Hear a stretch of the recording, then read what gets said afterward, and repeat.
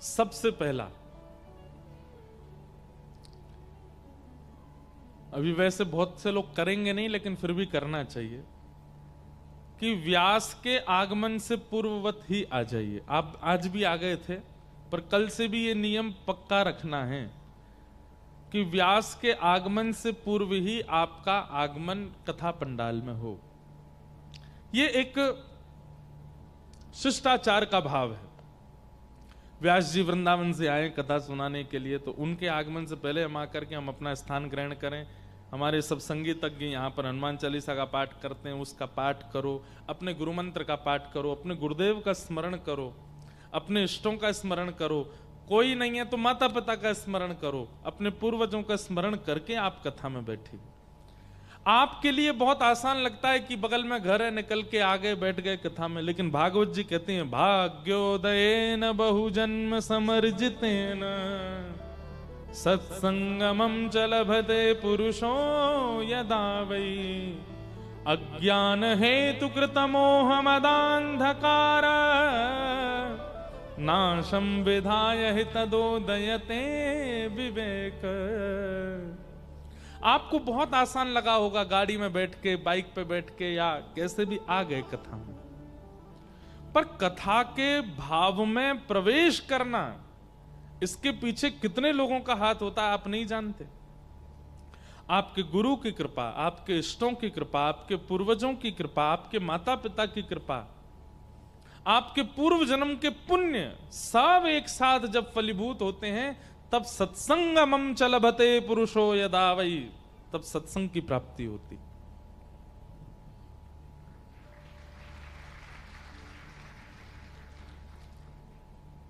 जरूरी नहीं हर बात पर ताली बजे, सुन लीजिए, हम समझ जाएंगे कि आप सुन रहे हो कि नहीं। पर इसमें एक बात का मैं संशोधन करना चाहता हूं। कई बार कथा में तो बहुत लोग आ जाते हैं, पर सुनने वाला हर कोई नहीं होता। हजारों की तादाद में, लाखों की तादाद में लोग कथा में आ जाते हैं, पर सुनने वाले 100 ही हैं, सुनने वाले 500 ही हैं, सुनने वाले 1000 ही हैं। जो कथा श्रवण करके सुन रहा है, समझ रहा है और परिवर्तित हो रहा है, वही श्रोता है। उसी के इष्ट की कृपा है, उसी के गुरु की कृपा है, उसी के पूर्वजों की कृपा है। विद्यार्थी तो हजारों जाते हैं विद्यालय में, पर श्रेष्ठ विद्यार्थी गिनती के ही होते हैं जो पढ़ाई में अच्छे होते हैं। क्लास में तो बहुत सारे बच्चे बैठते हैं, पर एग्जाम पास आउट करने वाले कुछ ही होते हैं। ठीक वैसे ही कथा में भीड़ कितनी ये बड़ी बात नहीं, सुनने वाले कितने। और जो सुन रहा है, जो समझ रहा है और जो लागू कर रहा है जीवन में, उसके इष्ट की कृपा है, उसके पूर्व जन्म का भाग्य उदित हुआ है, उसके गुरु की कृपा हुई है, उसके पिता माता की कृपा है। इसलिए परिवर्तन की इच्छा से यदि कथा में आते हैं, भगवत दर्शन की इच्छा से कथा में आते हैं, जीवन सुखद और अनमोल है ऐसा मानकर के कथा में आते हैं, तो पूर्व आइए, अपने गुरु को प्रणाम, अपने इष्ट को प्रणाम, अपने माता पिता को प्रणाम, अपने गुरु मंत्र का जप, हनुमान जी को प्रणाम, क्योंकि मुख्य श्रोता भागवत जी के, रामायण के हनुमान जी। यत्र यत्र रघुनाथ कीर्तनम तत्र तत्र कृतमस्तकांजलिम बाष्पवारि परिपूर्ण लोचनम मारुतिम नमत राक्षसांतकम। हनुमान जी हैं प्रमुख श्रोता, उन सबको वंदन कीजिए, पहला नियम। दूसरा नियम, पहले दिन जहां बैठे हैं प्रयास कीजिए 7 दिन तक वहीं बैठो। कई बार क्या होता है, इधर देखो, माताएं कह रही हैं देख मेरी जगह है, यहां मत बैठ जाना।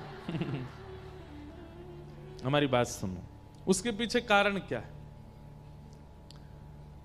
वक्ता कई बार आपसे आई कांटेक्ट करता है, कई बार आपको देखता है, और ऐसा मैंने अनुभव किया है कि व्यास मंच पर बैठ के जैसी कथा प्रारंभ होती है ना, वक्ता और श्रोता एक दूसरे के मन के भाव समझने लग जाते हैं।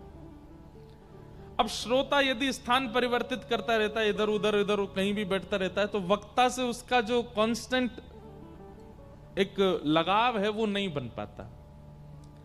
इसलिए स्थान एक ही रखिए। कई बार आप बेमन से कथा सुन रहे हो, लेकिन स्थान एक ही चुना 7 दिन तक, तो भी कथा बहुत हद तक आपके चित्त में चली जाएगी। इसलिए स्थान मत छोड़िएगा। आसन का, स्थान का बहुत महत्व है। आज चुन लीजिए, और हो सके तो बगल वालों को बोल दो कल मैं यहीं बैठूंगा। और कोई बुराई नहीं इसमें। अपना आसन संग लाइए, उस पर बैठिए। हाँ बस ठीक है, हो गई बात, सुनो अब कथा। दूसरा नियम। तीसरा नियम, जिज्ञासाओं के बगैर कथा मत सुनिएगा। वो बात अलग है कि आप पूर्व में इतने रसिक जनों की, संत जनों की कथाएं सुन चुके हैं कि अब आपके चित्त में कोई जिज्ञासा नहीं है, तो बहुत अच्छी बात है। मन में कोई अभिलाषा नहीं है, कोई प्रश्न नहीं है, कोई जिज्ञासा नहीं है, तो बहुत अच्छी बात है। लेकिन अगर है तो उसको धारण करके कथा श्रवण कीजिए। जिज्ञासा कोई संसारी नहीं होनी चाहिए। जिज्ञासा भगवत संबंधी, शास्त्र संबंधी, धर्म संबंधी और जीवन संबंधी होनी चाहिए, कल्याण संबंधी होनी चाहिए। जिज्ञासा धारण करके कथा सुनिए और 2 दिन तक प्रतीक्षा कीजिए। यदि जिज्ञासा का समाधान अपने आप मंच से हो जाए तो अच्छी बात। यदि मंच से आपकी जिज्ञासा का समाधान ना हो तो 2 दिन बाद कहीं लिख करके मंच पर भिजवाइए।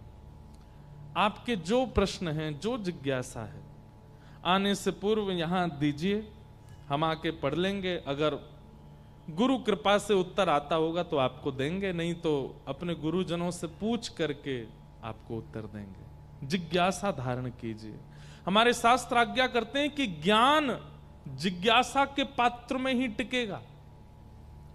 यदि किसी के चित्त में जिज्ञासा का पात्र नहीं है तो उसका ज्ञान टिक नहीं सकता, वो बह जाएगा। भाई रस अगर उड़ाया जा रहा है, पात्र होगा तो रस रख लोगे। अब खाली हाथ होगे तो रस में नहा लोगे, रस को ऊपर ले लोगे, पर थोड़ी देर बाद वो रस चला जाएगा। पात्र में होगा तो रस रखा जा सकता है, रस को संजोया जा सकता है, रस को स्थापित किया जा सकता है। इसलिए जिज्ञासा का पात्र रखिएगा चित्त में। भले ही आपको पता है पंडरीनाथ भगवान ऐसे क्यों खड़े होते हैं, लेकिन फिर भी जिज्ञासा रखिए, हमें जानना है फिर भी क्यों खड़े हैं। हम आपको सत्य बता रहे हैं, ये हम अपनी आप बीती बोल रहे हैं आपको। हम इतनी जिज्ञासा रखते हैं, हमको उतना ही व्यासपीठ से नया नया प्राप्त होता है। विठ्ठल भगवान